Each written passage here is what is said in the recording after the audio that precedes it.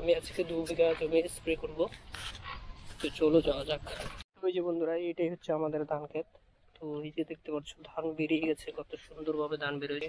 এখানে বাঁশের মধ্যে করে ঝুলিয়ে নিয়েছি। আর এই হচ্ছে আমার ড্রামগুলা জল নেওয়ার। একটা শ্যাম্পুর মতো না, এই যে দেখছো একটা লিকুইড তেল, ঠিক আছে। তো বন্ধুরা দেখছো কৃষি কাজ করলে কতটা মেহনত করতে হয়। তো বন্ধুরা এই যে দেখছো এখন আমার ঠেকিটা লোড হয়ে গেল, এখন আমি স্প্রে করবো। আর এই যে দেখছো হাতের মধ্যে যে আমি গামছাটা কেন বাচ্ছি, তো হাতে ছাল চলে যায়। তো এই যে ধানের যে গাছের এখানে একটা ধার আছে ধানের গাছে পাতায়, তো এই পাতার ধারে কিন্তু হাত কাটা যায়। তো এই জন্য হাতের মধ্যে গামছা দিয়ে নিলাম, কারণ আমার।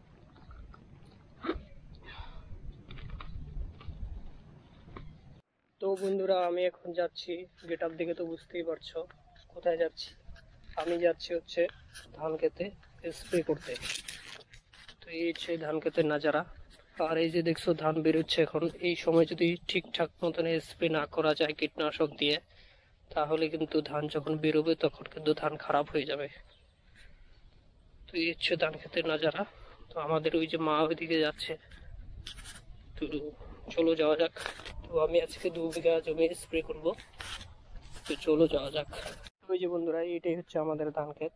তো এই যে দেখতে পাচ্ছ ধান বেরিয়ে গেছে, কত সুন্দরভাবে ধান বেরোয়েছে। তো এইগুলোতে আমি এখন স্প্রে করব। তো চলো আগে জল নিয়ে আসি, তারপর মেডিসিন টেডিসিন। এই যে দেখছো সমস্যাগুলো লাল লাল হয়ে গেছে, এই জায়গাগুলো এইগুলোতে স্প্রে করতে হবে। তো এই যে দেখছো, তো ধান কিন্তু এখন বেরোনো শুরু হয়ে গেছে। তো এই ক্ষেতটাতে কিন্তু আমি বর্ষাতে কাজ করেছিলাম। তো এখন অনেকদিন পরে আসলাম, আর এর মাঝখানে আসছিলাম ক্ষেত দেখার জন্য। তো এই হচ্ছে ক্ষেতের নাজারা বর্তমান। আর আমার নাজারাতে কি বলবো, আর রোদে পাছিনা হয়ে গেছি। তো চলো জল আনতে যাই।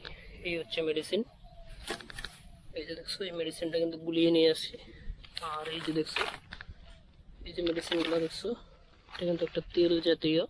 তো এটা যে এই যে মেডিসিনটা, এটা হচ্ছে পাতার যে যে পাতাটা আছে এই পাতার মধ্যে আটকাবে ভালো।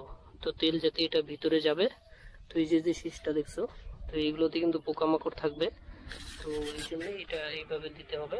তো ট্যাঙ্কিতে এক ট্যাঙ্কিতে 1 পাতা করে দিতে হবে। তো এটা 5 ml। এটা কিন্তু একটা লিকুইড, একটা তেল একটা।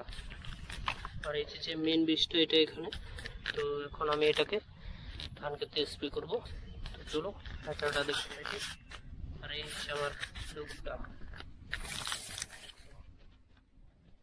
তারপর এই যে দেখছো বন্ধুরা, আমার ট্যাঙ্কিটা আমার লোড করলাম। তো এখন এই যে এটা একটা লিকুইড, তো এটা একটা তেলের মতন, এটাকে এখন দিব ওখানে।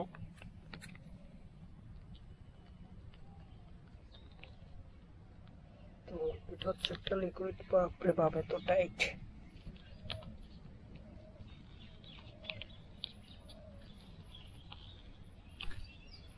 এটা একটা শ্যাম্পুর মতো না, এই যে দেখছো একটা লিকুইড তেল, ঠিক আছে।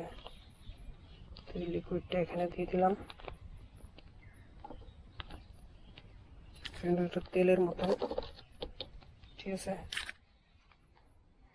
এই যে দেখছো এটা একটা লিকুইড স্পিড। তো এটা কিন্তু দিয়ে দেওয়া হলো। তো এখন ঝাঁকি দেবো, মিক্সড হয়ে যাবে।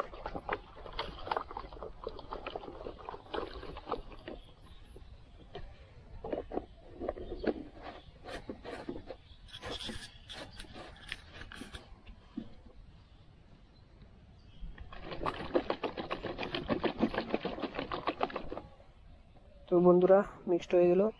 তো আমি এখন দিব, স্প্রে করবো। তো বন্ধুরা দেখছো কৃষি কাজ করলে কতটা মেহনত করতে হয়। তো এই যে দেখো আমার টিকিটে লোড হয়ে গেল।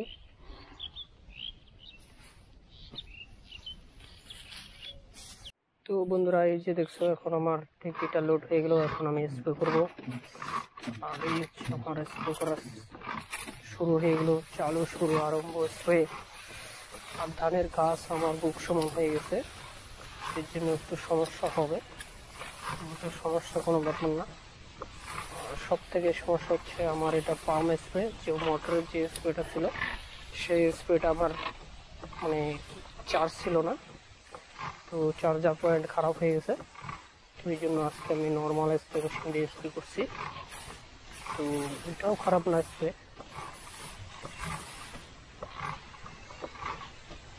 তো বন্ধুরা, কৃষিকাজ না করলে বুঝতে পারবো না।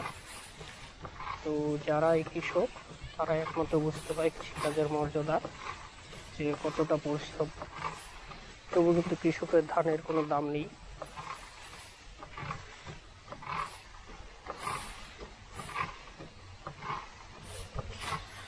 এই যে আমার পাশের ক্ষেত, কিন্তু এই যে ধান বেরিয়ে গেছে, দেখছো কত সুন্দর।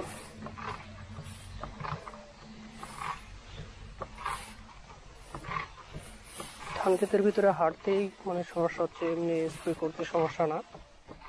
তো ক্ষেতের ভিতরে কিন্তু হাঁটাহাঁটি করতে যা পরিশ্রম হচ্ছে, কি বলবো, এত ঘন ধান হয়ে গেছে মানে হাঁটাই অসম্ভব। আর রৌদ্র প্রচুর উঠেছে।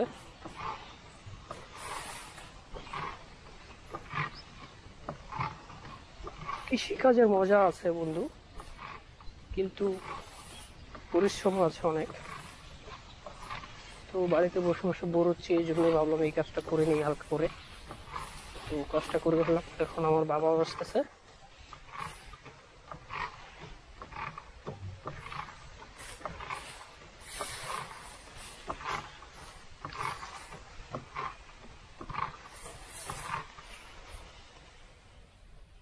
ওই যে বন্ধুরা, আমি এখন মোটামুটি 4 ট্যাঙ্কি স্প্রে করে ফেলছি। তো ওই যে এইটাতে, আর ওই মানে এই যে আর্লিটা আছে, এই দিকটা আমি স্প্রে করা শেষ হয়েছে। তো এখন এই দিকটা আছে। তো এই 2 ক্ষেতে আমার করতে মোটামুটি 1 ঘন্টা লাগবে। তো আর এই হচ্ছে ড্রামগুলা, এই ড্রামগুলাতে করে চলে আনছি। আর ওই হচ্ছে আমার স্প্রে, আর এই দেখছো আমার লোকটা, কি বলবো আর, পাচিনা হয়ে গেছে দেখছো। এই যে 4টা বেজে গেছে, এই হচ্ছে বাজারা। তো চলো কাজ করি। আর এই যে দেখছো হাতের মধ্যে যে আমি গামছাটা কেন বাঁধছি, তো হাতে ছাল চলে যায়। তো এই যে ধানের যে গাছের এখানে একটা ধার আছে, ধানের গাছে পাতায়, তো এই পাতার ধারে কিন্তু হাত কাটা যায়। তো এই জন্য হাতের মধ্যে গামছা দিয়ে নিলাম, কারণ আমার গ্লাভসটা আনা হয়নি, গ্লাভসটা বাড়িতে রয়ে গেছে, এই জন্যই গামছা দিয়ে এই বুদ্ধিটা করে নিলাম। তো চলো স্প্রে করা যাক। আর দেখো ধান কত সুন্দর ভাবে বেরোচ্ছে, দেখছো।